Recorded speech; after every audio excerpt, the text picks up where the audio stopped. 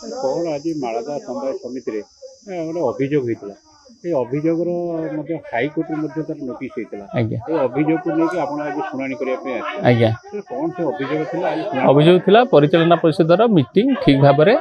कि नियम अनुजाई ठीक भाव होना यही संबंध पिटिशनटा थिला से संबंध में पिटिशनटा एआरसीएस निर्देश मिले आम एनक्वारी करने आमको निश्चित कराइला आम एनक्वारी करने आसलु पिटिशनर जड़े डायरेक्टर अच्छा आज्ञा शुणे तो आज सेक्रेटरी अनुपस्थित अच्छा कौन छुट्टी नहीं से रेकर्ड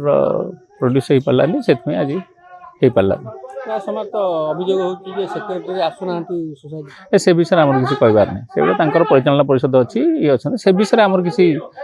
ना तदंत करवा जोटा पिटिशन होता से विषय तदंत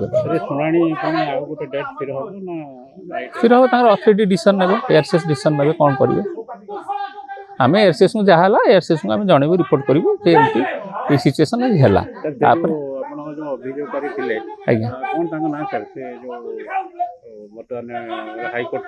सब महांती कम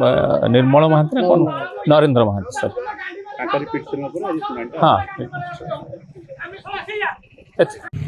अभियोग यह समवाय समिति में बहुत ऋण अनियमितता होती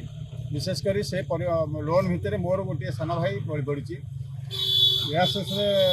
जो ऑफिसर मान आसी जो डायरेक्शन होता कोर्ट रु हाईकोर्ट रु से कहले बर्तमान ये अभियोग को आम एक्सेप्ट करूँ ना जो समवाय समिति डायरेक्टर माने जो अभियोग करते केवल ताकू ही तदंत कर किंतु सेक्रेटरी अनुपस्थिति जो आज तदंत स्थगित रहा एवं सबू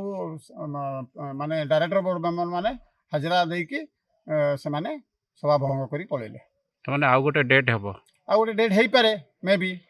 मु सेता कहि परिबिनी जदि आ गोटे डेट न हुए हां ताने कोन करा जो मु कोर्ट तो रास्ता भी जो लोनी माने मोर निज लोक अछंती मो भाई अछंती सेमान को नेकी मु थाना पिटिशन देबी एवं थाना अधिकारी सहित आलोचना करमी जदि थाना रो किछि न्याय न मिले ताल मु कोर्ट को जीबी आज जो हियरिंग थिला जो आज जो संपादक एब्सेंट रहिले जाको आज स्थगित रखागला जदि आगामी दिन रे ताको से यही हियरिंग तो जदि शुणाणी कार्य न हुए ताले आपण कोन पुणी हियरिंग प्रतिरोध कंटेम्प्ट करमी यार के ऊपर